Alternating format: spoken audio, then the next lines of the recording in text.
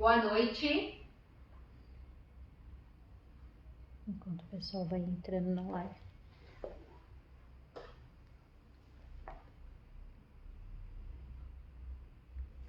Todos apostam? Tá? O pessoal tá entrando.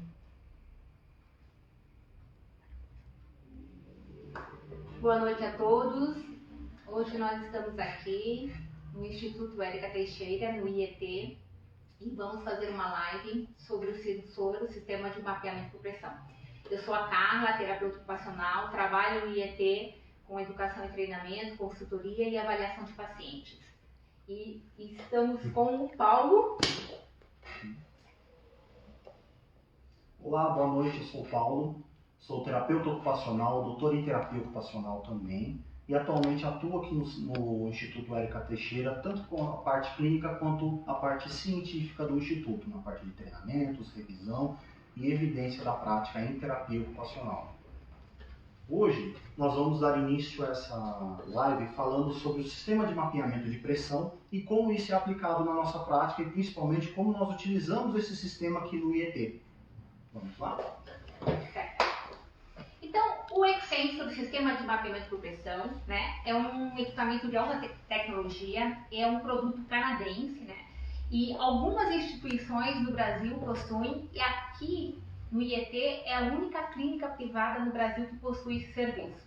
Então, a gente vai apresentar qual é o objetivo. Ele é um mecanismo, né, composto de um tablet, uma manta, que nós vamos ver ao longo da live, e que nesse tablet nós temos um software. E esse software faz uma leitura da imagem, da interface entre o corpo do paciente, do usuário, né, e a superfície de contato. Qual é a redistribuição dessa carga? A gente tem uma interpretação dessa imagem.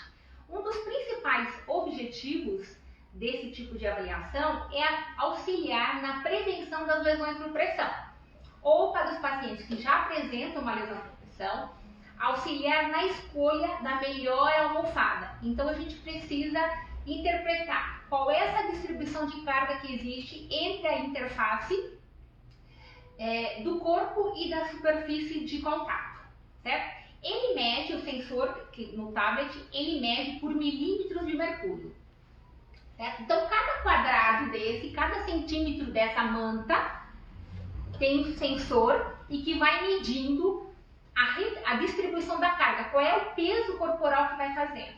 E isso a gente pode, na prática, nos auxiliar nessa escolha para ver como é que atua, qual é a melhor almofada, tanto para o assento quanto para o encosto, ou na posição deitada também, qual é o melhor desempenho, como consegue trabalhar o produto da melhor a forma mecânica e a ter uma melhor acomodação da parte morfológica, do contorno da forma do paciente. Então, ele é um sistema educativo que pode auxiliar o terapeuta em uma clínica de educação postural ou o enfermeiro para ver essa interface, o que acontece quando esse paciente está sentado, encostado ou deitado. Ele vai medir isso. Ele serve também como parâmetro, né, para orientar o paciente quanto à postura dele, qual é a melhor postura ou qual é o melhor produto que tem um desempenho para ele também, orientar a família, o cuidador também. Então ele é um equipamento que tem uma forma muito educativa e ilustrativa. Por quê? O terapeuta profissional, mesmo fazendo adequação postural, é muito difícil.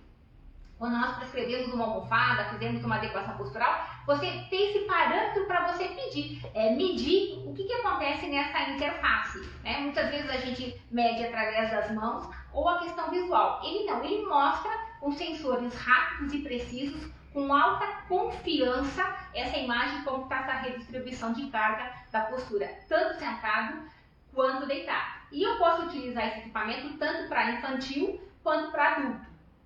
Porque muitas vezes o paciente não tem uma lesão, mas ele tem uma superfície onde ele está sentado, está encostado ou deitado e que pode estar ocasionando alguma lesão, desconforto, dor. Então não é somente para os pacientes que têm lesões por pressão.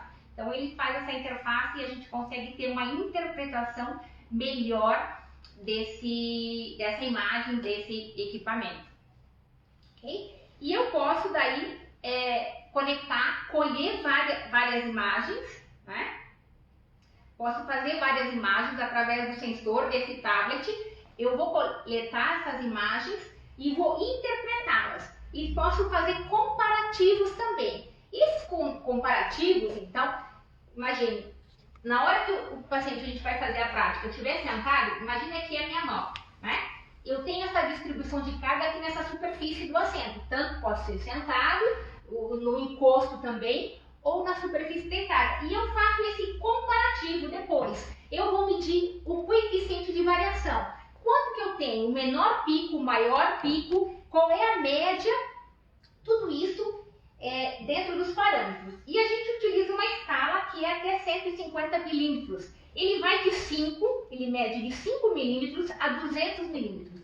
Mas na prática, a gente utiliza para esse sistema de distribuição de carga, tanto sentado quanto deitado, um topo de 150 milímetros de mercúrio. Esse é o parâmetro para a gente ter. Existem vários estudos e tem um estudo antigo, mas muito importante, que mede que a partir de 30 a 32 milímetros de mercúrio por centímetro quadrado de pressão pode iniciar uma oclusão dos capilares. Mas a gente sabe também que na prática a tolerância da pele dessa distribuição de carga é maior, porque a gente precisa também verificar outras variáveis, que é se ele tem sensibilidade, né? A questão da nutrição, da higienização, dessa distribuição de carga, como está essa pele, quanto tempo ele fica sentado, quanto tempo ele fica deitado. Preciso interpretar esses fatores também e levar em conta também em relação a esse sistema de mapeamento de pressão. Então é um equipamento que vai fornecer muitas imagens e muitas variáveis. E ele auxilia muito na questão de pesquisa também, que o Paulo vai falar que ele utilizou esse equipamento para realizar as pesquisas. Por quê? Porque captam os dados e você pode fazer esse comparativo. Então a gente pode utilizar de várias formas o sensor. Olá.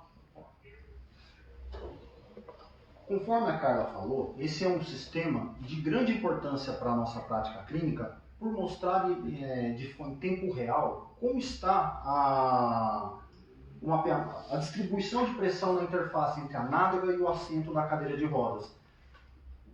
Então isso vem a facilitar a nossa educação com o paciente, a instrução para ele sobre métodos de proteção da pele e alívio da pressão no assento da cadeira de rodas. Ele vem como um recurso tanto clínico quanto também educativo para esses pacientes. E isso a gente já consegue ver em estudos com mais de 20 anos de publicação, como o estudo de Henderson, de 94, que começou a utilizar o sistema de mapeamento de pressão para identificar quais são as posturas de inclinação da cadeira de rodas mais adequadas para alívio de pressão no assento da cadeira de rodas. E encontrou que uma inclinação mínima de 65 graus já é o suficiente para alívio da pressão de interface nas nádegas e nas proeminências isquiáticas, protegendo esses pacientes de lesões por pressão. Isso tanto pode ser atingido utilizando-se uma cadeira de rodas com o sistema de tilt, como também com a inclinação manual dessa cadeira de rodas. Então, não necessariamente um paciente precisa de uma cadeira de rodas de alta tecnologia para conseguir atingir os benefícios da inclinação da cadeira de rodas, do tilt. Isso pode ser tido de forma manual. Porém, só em 2014 que o sistema de mapeamento de pressão começou a ser utilizado como um recurso para análise das pressões e percepção de como isso se altera na cadeira de rodas. Daqui por diante, eu vou falar desses estudos de forma prática, mostrando na cadeira de rodas e no sistema de mapeamento de pressão como a postura do paciente interfere na proteção da pele dele. Vou utilizar a Carla como nossa modelo, sentada na cadeira de rodas e mostrando qual a importância de uma adequada postura do paciente na cadeira de rodas. Pode sentar, Carla, por favor. Então, só para reforçar agora, o que acontece? Esse é o tablet onde ele possui o software, né? E essa é a manta, que é uma manta super flexível e impermeável. Então, ele pode se conectar, o sensor pode se conectar com o tablet por fio, por cabo, ou por Bluetooth. Agora, nesse postura que a gente vai ver aqui, verificar essa redistribuição de carga, vai aparecer na tela e eu posso armazenar essas com uma mão.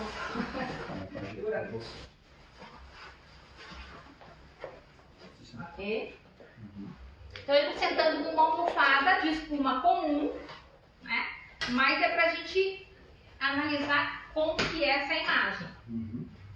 No dia a dia, na nossa prática clínica, o que a gente consegue utilizar esse sistema? Com o paciente sentado, nós conseguimos determinar qual que é a distribuição de pressão no assento em tempo real. O paciente consegue perceber se a postura dele sentada está adequada ou não. Mas o que os estudos começaram a buscar na literatura? Quais são as posturas mais adequadas para o alívio de pressão? Então, um estudo realizado por Sonnebloom e colaboradores em 2014 buscou analisar qual é o tipo de mobilização que o paciente, que o usuário de cadeira de rodas tem que fazer no dia a dia para melhor alívio da pressão de interface. Então, eles estudaram duas posturas. A postura de inclinação antero-posterior na cadeira de rodas, para ver o quanto isso alivia a pressão isquiática, como também a inclinação látero-lateral. E o que esse estudo encontrou? Que uma pequena inclinação para a frente, apoiando os cotovelos no joelho, só um minutinho porque saiu a imagem, daí eu consigo mostrar a imagem para vocês em tempo real e o quanto isso é importante para o paciente. Isso. Se nós analisarmos a carga na postura... Parou, cara. Só está com a imagem.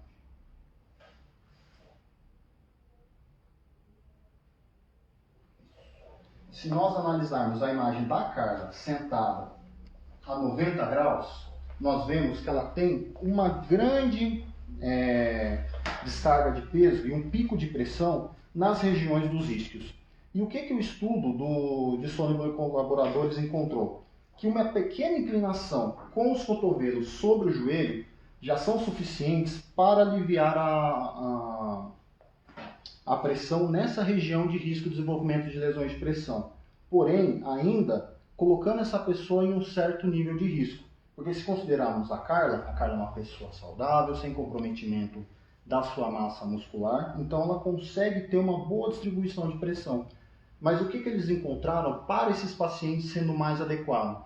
Que é necessária a realização de uma inclinação total sobre os joelhos, onde ela leva o peito em direção ao tronco, ou em direção ao joelho, mostrando o quanto toda essa região isquiática sai da cadeira de rodas, aliviando a pressão nessa região. Uma outra postura que eles analisaram foi a inclinação látero-lateral, onde o paciente faz uma pequena inclinação sobre o encosto da cadeira de rodas.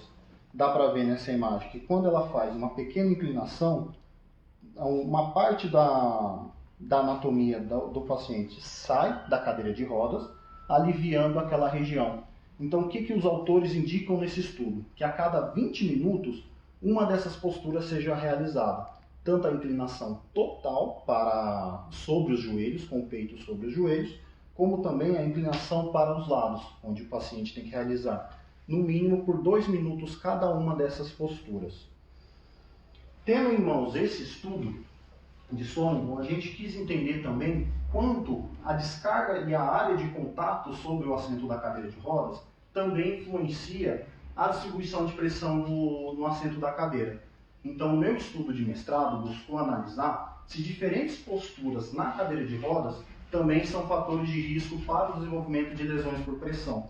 No meu estudo, eu analisei a postura do paciente sentado a 90 graus, como a Carla está agora, onde podemos ver que ele sentado a 90 graus, ele tem uma área grande de contato, porém uma certa descarga de peso sobre os isquios.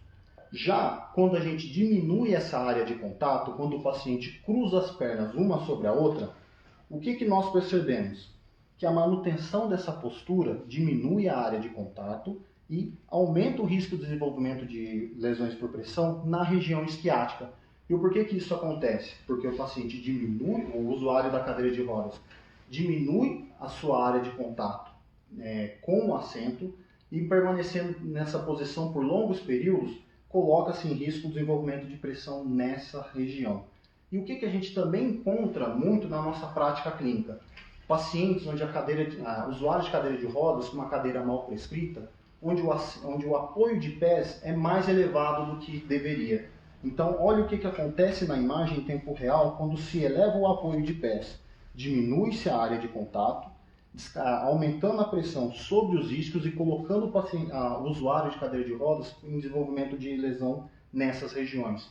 Muitos utilizam essa postura como um meio de aumentar a sua estabilidade na cadeira de rodas, porém isso tem que ser feito de uma forma muito adequada para permitir a adequada acomodação da anatomia desse paciente na cadeira de rodas, permitindo assim estabilidade e ainda prevenção das lesões por pressão. Uma outra situação que eu testei no meu mestrado foi sobre se, ao tocar a cadeira de rodas, a interferência da interface de pressão no assento da cadeira de rodas.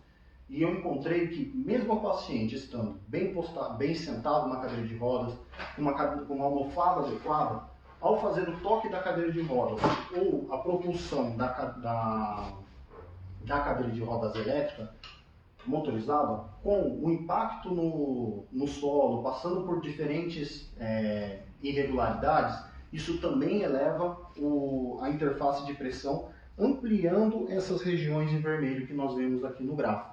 Então isso mostra para o nosso usuário, para o nosso paciente na prática clínica, a importância da cadeira de rodas bem prescrita, de uma almofada bem calibrada e principalmente das manobras de alívio de pressão. Ainda, na UFSCar, um outro estudo de mestrado buscou analisar a relação entre o inclínio da cadeira de rodas, conforme foi feito lá atrás por Henderson, com a combinação com tilt.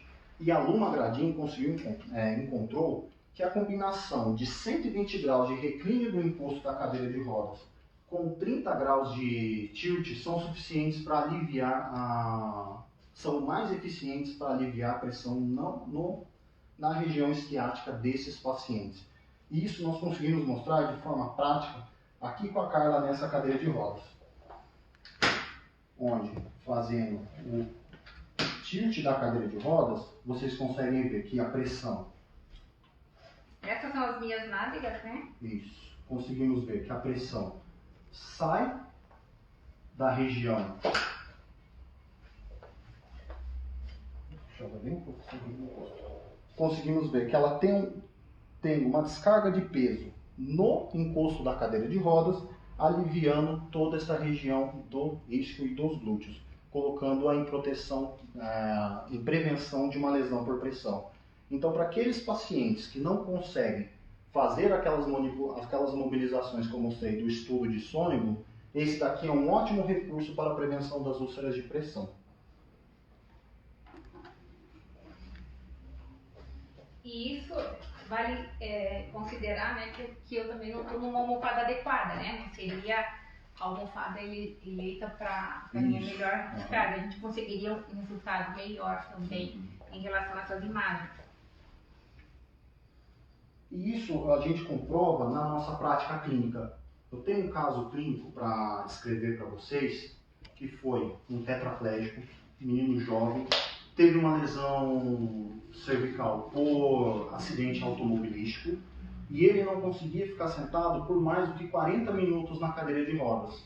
Por quê? Porque era uma cadeira de rodas mal prescrita, que não era adequada para o corpo daquele paciente, e a almofada que ele estava utilizando naquela cadeira de rodas, apesar de ser uma almofada de células de ar, que a literatura e a prática clínica mostram que são uma das melhores para conforto e distribuição da pressão, ele ainda entrava em desreflexia autonômica. Ele sentia muita dor, sentia desconforto, começava a suar, a pressão subia e ele tinha que sair da cadeira de rodas e indo para uma outra superfície, como um sofá ou a cama dele. Isso limitando demais a participação social desse rapaz e ainda limitando a vida dele como um todo, porque ele não conseguia trabalhar, não conseguia ter convívio social, porque ele não conseguia ter uma boa postura sentada. Com a análise da pressão e adequação da postura sentada desse menino, ele conseguiu voltar a ir para eventos que ele gostava, conseguiu comprar um carro para viajar e foi para a praia algumas vezes, mostrando que a vida dele pôde melhorar com a utilização desse sistema. Recentemente eu conversei com ele e ele falou que além dessa melhoria na qualidade de vida dele, ele conseguiu uma melhora também física, onde a postura dele melhorou, a amplitude de movimento dos membros superiores melhoraram, ainda assim a sua função gastrointestinal também melhorou. Então a gente consegue, com esse sistema, não só aliviar a pressão e prevenir lesões por pressão nesses pacientes, como a gente consegue também melhorar a funcionalidade deles, porque a gente consegue buscar uma postura sentada mais funcional. Então esse é um sistema dinâmico, um sistema de muito uso para a nossa prática clínica e que consegue melhorar bastante a qualidade do serviço que nós prestamos. Ok. Quer abrir para perguntas, Fala? Tem alguma pergunta já para a gente poder continuar e dar sequência? Tem. A Fernanda, ela pergunta, cadeiras que não fazem essa inclinação, vale a pena empinar a cadeira e manter? A inclinação, se for o movimento ativo do usuário da cadeira de rodas, vale a pena se ele tiver um bom controle para a manutenção dessa postura. Só que o que a literatura e a nossa prática clínica diz, nos mostra? Que essas posturas de alívio de pressão têm que ser realizadas a cada 20 minutos por uma duração mínima de 2 minutos. Então, essa manobra pode colocar essa pessoa em risco. Então, se tiver um bom controle de tronco, eu acho que vale mais a pena fazer a inclinação sobre os joelhos ou utilizar uma mesa ou qualquer outro recurso lateral para essa descarga de peso, para essa inclinação e alívio da descarga de peso. Eu acho que é um pouco mais seguro para esses pacientes. E o que as evidências clínicas também mostram, os estudos, é que os pacientes, principalmente mais ativos, eles são acostumados a fazer muito push-up assim, né?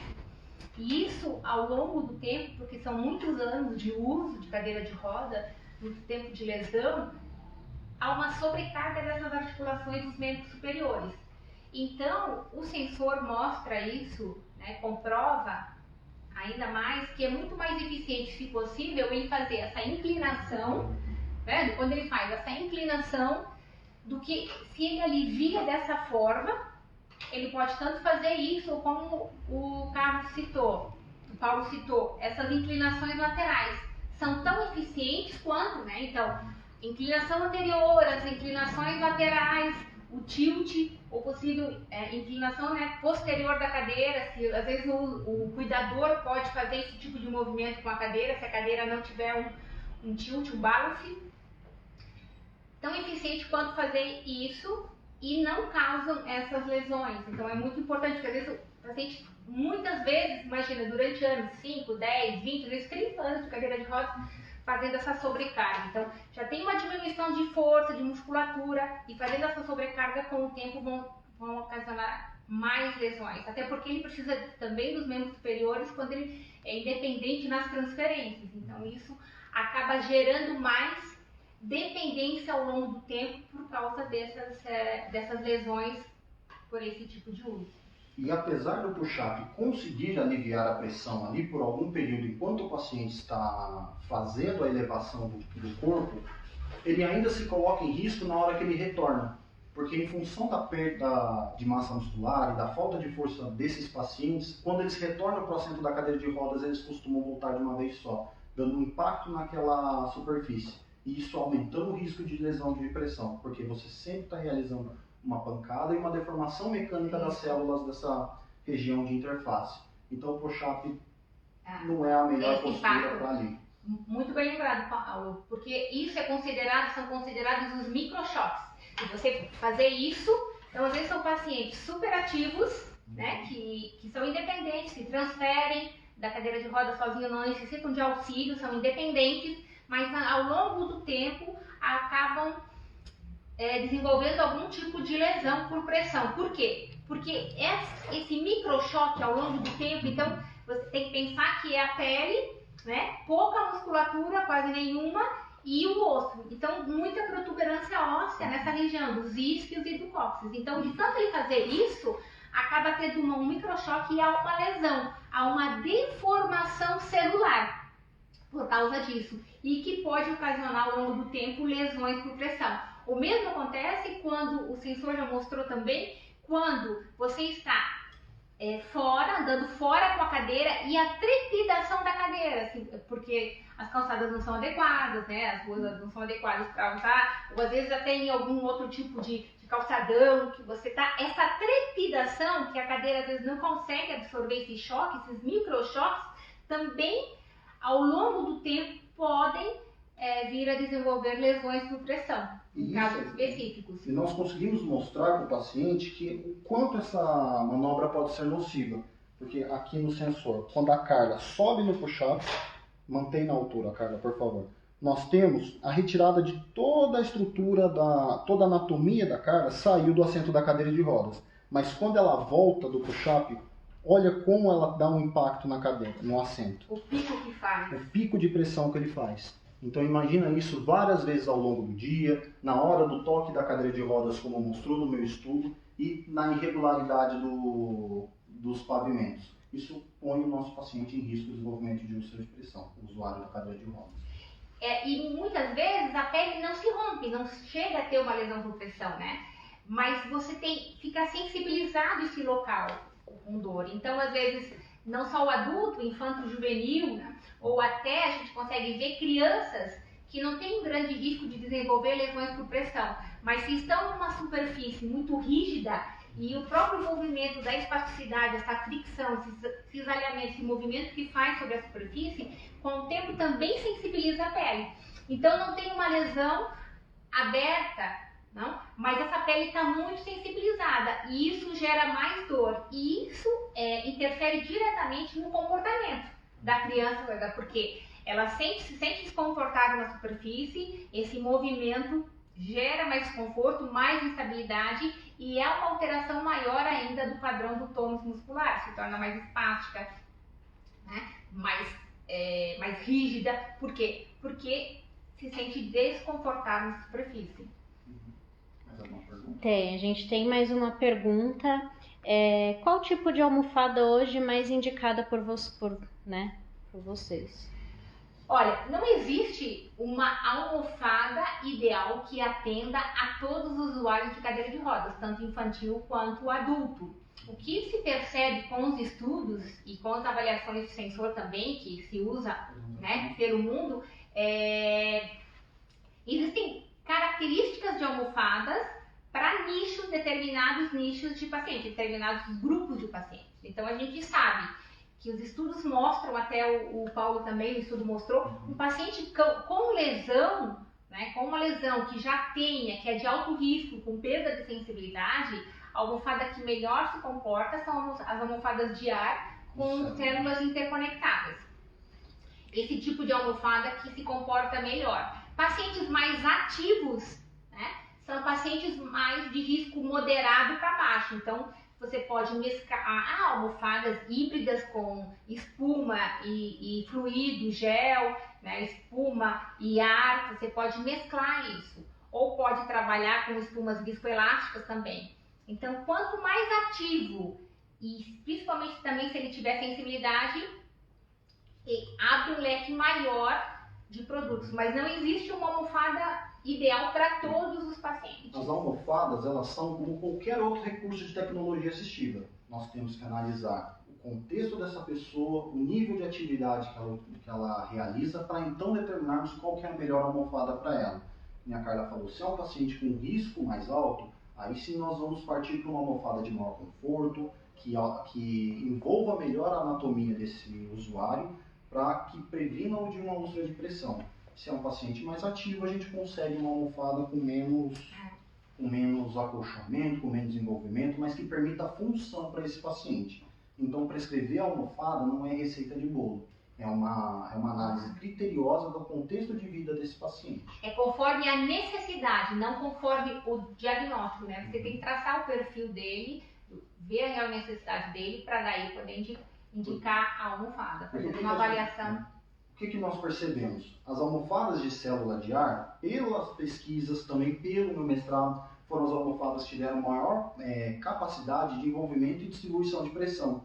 Mas na minha prática clínica eu percebi que nem sempre essa é a melhor almofada para o meu paciente, porque ele se sente instável, se sente menos seguro no uso da cadeira de rodas em função dessa estabilidade e muitas vezes voltavam para uma almofada mais simples, de espuma, que dava agilidade e mais controle postural para esses pacientes. Então a análise tem que ser feita caso a caso. O ideal, o que eu recomendo? Levar esse usuário numa loja para que ele teste as diferentes almofadas. Se possível, utilizar um sistema de mapeamento de pressão para analisar como está essa pressão de interface, para então nós conseguirmos elencar qual que é o melhor recurso para esse paciente. Até porque, se a gente for observar, a maioria das almofadas vem com uma espuma plana, né? Que é uma espuma, a maioria das cadeiras, com uma espuma laminada comum, que é uma espuma de colchão, A gente sabe que a espuma, ela não dissipa calor, ela mantém o calor na superfície, então ela pode gerar mais umidade. E a umidade também está relacionada a deixar a pele mais macerada, mais frágil, né? Que fica aquela pele mais esbranquiçada, porque tem mais umidade, calor, a questão do microclima. E também ela se deforma mais rápido, esse tipo de espuma. Existem espumas, né, que daí são injetadas, espumas de alta tecnologia, que são especiais, são diferenciadas, que você pode daí ter uma melhor distribuição de carga por ser com esse tipo de almofada. Então, tá vendo? E daí, essa é uma almofada que tem um fluido, né, bem na região das nádegas, onde eu tenho uma maior concentração de força. Quando eu estou sentado, 70% do meu peso se encontra aqui. E mais nessa região, porque é onde passa a linha da gravidade e é o peso do meu tronco sobre as nádegas e reflete aqui no assento. Então eu posso mesclar isso com esses outros materiais. Mas uma coisa que é muito importante também é a almofada plana. Isso é muito difícil que a gente vê. As almofadas, quando elas têm um formato anatômico que moldura mais o corpo, a gente consegue perceber isso muito bem no sensor. Tem uma melhor distribuição de carga, porque pressão é força vezes área, dividido por área. Então, se eu tenho menos área de contato do meu corpo quando eu estou sentada, eu tenho uma tendência a ter mais concentração de força nessa região, e principalmente nas nádegas dos isquiotibiais. Vamos mostrar isso na prática? Acho que fica melhor. Agora, aqui na cadeira de rodas, nós temos uma almofada plana, básica de espuma. Plana. Aqui, pega o sensor. Daí você mostra o sensor. Quando eu sento, repara na imagem. Eu tenho um baixo envolvimento da minha anatomia. Aqui a nádega dele, que aqui ele levanta a perna. Imagina que a gente está vista superior, né? Então, ele levantou aqui. Olha, essa é a perna direita, lateralidade direita, e a outra perna, então tem uma concentração de força muito grande. E a gente pode ver que ele mostra por centímetro quadrado. Então, ele chega, ó, 142, 150, ele tem lugares que está no limite aqui. Sempre nessa escala, né, do azul pro azul claro, azul escuro, o verde, o amarelo, o vermelho, significa que vai aumentando a pressão. Quanto mais pressão, mais risco de lesionar a pele. Então, esse todo azul é muito difícil a gente conseguir, porque nós temos uma assimetria, nós temos mais peso concentrado na parte posterior, menos peso na parte anterior da almofada do assento, que é a parte que está na parte posterior das coxas. Então, essa concentração sempre vai ter mais aqui, mas eu preciso trabalhar com um material que eu consiga fazer uma melhor distribuição de carga. Então, ele está sentado numa almofada plana e que tem uma concentração de força muito grande. Agora, olha a diferença que fica a imagem quando a gente utiliza uma almofada que consegue fazer o envolvimento da anatomia de uma forma mais adequada. Tem que tirar, acho melhor tirar, tá? Vai ficar muito alto. Então agora ele vai sentar. Voltou. Vocês lembram da imagem da minha anatomia no sensor com a almofada plana? Basicamente dava para identificar certinho o que era a minha nádega, o que era a minha coxa, como tudo porque aquela almofada não tinha capacidade de envolver as minhas coxas e as minhas nádegas. Porém, ao analisar com a almofada que envolve melhor a minha anatomia, a gente já perde um pouco dessa definição. Nós meio que misturamos o que é coxa, o que é nádega, em função desse envolvimento. Então, aumentando a área de contato do paciente, do usuário com o assento da cadeira de rodas e prevenindo e aumentando a prevenção de uma lesão por pressão. Porque a pressão é o quê? Não é nada mais que força sobre área. Quanto menor a área de contato com o assento da cadeira, maior o risco de desenvolvimento da úlcera de pressão, da lesão por pressão. Então é por isso que a gente vê a importância de uma almofada mais adequada para essa pessoa. E voltando na pergunta, não só a almofada mais indicada, mas como uma almofada sendo superior à outra, mas sim qual que é a melhor indicada para aquele paciente, para aquele usuário.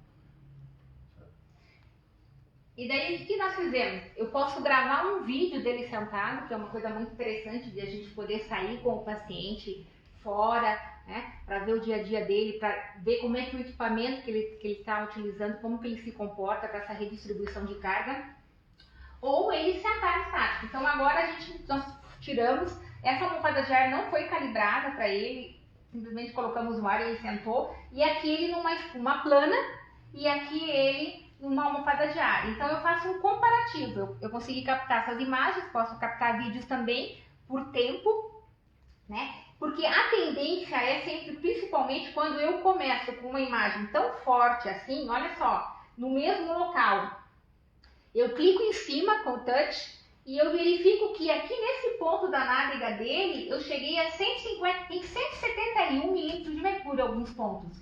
E na mesma almofada de ar, eu consegui ver que o pico foi de 92. Então eu posso fazer esse comparativo nas determinadas áreas. Principalmente se o paciente tem um sentar mais assimétrico, uma obliquidade pélvica, eu consigo medir qual é o equipamento que se comporta melhor para ele. Então eu tenho essa imagem, eu posso configurar isso em 3D, então eu consigo visualizar essas imagens, eu posso sempre unir 4 imagens, fazer 4 comparativos, né, de 4 produtos, e consigo daí quantificar isso, né, porque a gente precisa mostrar sempre isso em números. Além de essa imagem, visualmente as cores nos mostram que houve uma piora, que há uma diferença significativa entre os produtos, nós conseguimos quantificar isso. Então aqui a gente tem aqui uma média, né, de 38 e 51 milímetros. Aqui essa de espuma tem muito mais. O pico, né, ele teve um pico quando ele sentou aqui num ponto de 122, enquanto que o pico na almofada de espuma foi de 183. Então a gente já está acima desse... A Carla está falando desses números, e o que nós temos como números de corte? Até 30 milímetros de mercúrio, nenhum risco de desenvolvimento de lesão por pressão. De 30 a 60, um baixo risco de lesão por pressão. E já de 60 para frente, um alto risco, de 60 a 100, um alto risco de desenvolvimento de pressão. E já de 100 em diante, um risco extremo de lesão nessa pele. Então essa é a intenção da gente fazer o relatório, fazer a análise dessa pressão para conseguir determinar qual é a melhor distribuição e o menor risco para esse usuário. Por isso que esses números são importantes. E porque daí a gente vai salientar também, verificar o estilo de vida, o biotipo desse paciente. Se a gente vê na prática, às vezes o paciente tem 80, 90, mas se é uma região muito pequena e ele é um paciente ativo, ele vai ter um baixo risco de desenvolver uma lesão. Agora, se é um paciente que tem uma área com 90, mas uma área maior, né, com uma concentração de força daí maior, ele vai ter, apesar às vezes de esse risco ser menor, o coeficiente ser mais baixo, mas a área é maior, então ele tem mais risco. A gente precisa interpretar a imagem, por isso que é muito importante entender esses coeficientes de variação. O que é o pico, né? O que varia a dispersão, né? Quanto que dispersa em porcentagem de um maior, né? A menor pressão que aquela almofada apresentou para o maior pico, então qual é esse grau de variação? A gente consegue entender melhor. Então a gente vê que nessa almofada diária, o coeficiente de variação foi de 64,8%, enquanto que da de espuma, o coeficiente de variação foi 80%. Então, quanto maior o coeficiente de variação, significa que mais heterogênea é essa almofada. E a gente quer uma coisa mais homogênea, que é mais uma redistribuição de carga, que fiquem essas pressões mais parecidas. Então, quanto maior esse nível, maior é a diferença e maior o risco também, né? São vários pontos que você vai analisando. Tem mais alguma pergunta? Temos. O que vocês indicam para cadeiras manuais que não possuem tilt? Almofadas, espumas? Qual é a pergunta? O que vocês indicam para cadeiras manuais que não possuem tilt? Almofadas, espumas? Então, o tilt é um recurso porque uma cadeira dessa é para usuários de cadeiras de rodas mais dependentes. O tilt é um recurso de sistema, que é o balance de todo o sistema. Agora, uma cadeira, quando não tem tilt, quando ele também não precisa verificar a postura, se ele tem deformidades, né? Se são estruturadas, se são posturas inadequadas, se são corrigíveis, né? Quanto que você consegue ver e quanto que ele é ativo também. Daí, dentro disso, fazer a prescrição da almofada. O tilt ele vem como um recurso para maximizar a distribuição de peso, a distribuição de pressão, tirando do assento da cadeira de rodas e levando para o encosto.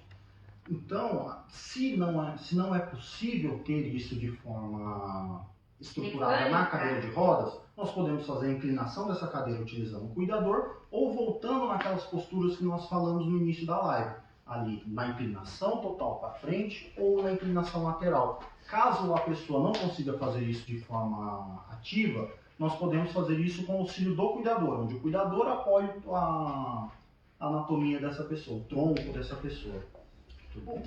Essa é uma cadeira monobloco ativa, né? E que, vamos imaginar que é um paciente que tem risco de desenvolver lesão. Então, ou o cuidador ele pode vir e tentar empinar, se ele tiver, e segurar por alguns momentos, mas tem que cuidar muito, e tem que cuidar muito pela questão da segurança do equipamento, né? Ou às vezes é o que a gente vê que pacientes, usuários de cadeira de rodas muito ativos, eles vão e encostam dessa postura, travam a cadeira na parede. Fazem um flip e empinam a cadeira e a cadeira fica assim, com essa parte, o guiador encostado na parede por alguns minutos para ele relaxar e aliviar essa melhor pressão, quando ele é possível, quando ele tem controle sobre o equipamento. Quando não, o usuário, né, o cuidador, a família pode fazer esse movimento sim. Mas é possível ele utilizar a própria mobilização do próprio tronco. Isso não atrapalha no evento social, não atrapalha ali na execução da atividade laboral, na postura sentada, e ainda está protegendo. Então é possível de 20 em 20 minutos de fazer essa inclinação. Mais alguma outra? Por enquanto não. Então, eu acho que essa live funcionou, eu acho que ela serviu para nos mostrar a potencialidade desse recurso do mapeamento de pressão, de como nós podemos utilizá-lo tanto para a educação do paciente, como também para a avaliação da postura sentada, para a prevenção da úlcera de pressão, para a promoção do conforto na cadeira de rodas e principalmente como melhorar a qualidade de vida desse paciente utilizando um recurso tecnológico. Ele não vem para substituir a nossa visão clínica e o raciocínio clínico do terapeuta, mas vem como um recurso para somar a qualidade do nosso trabalho. Aqui no Instituto nós temos esse recurso, utilizamos como meio de avaliação para as pessoas atendidas e basta fazer um agendamento. Se tiverem dúvidas, podem mandar mensagens para a gente nas nossas redes sociais e caso tenham dúvidas, vão mandando para a gente, que assim a gente vai gerando novos posts ou criamos novas lives para sanar essas dúvidas. Tudo bem? Respondendo as perguntas. Então, como o Paulo falou, é uma ferramenta, né, um recurso tecnológico que vem para somar essa avaliação. O que a gente não consegue medir com as mãos e nem com o olhar clínico, com essa avaliação física, ele comprova e ele maximiza esse tempo de avaliação também, porque a gente pode deixar o paciente 1 hora sentado, pode na casa dele, medir a rotina dele, né, como que é o colchão dele, aonde se ele senta em outro local na casa, visualizar isso, porque é uma ferramenta que nos mostra que a gente não consegue ver a olho nu. Acho que é isso. Agradecemos a participação de todos.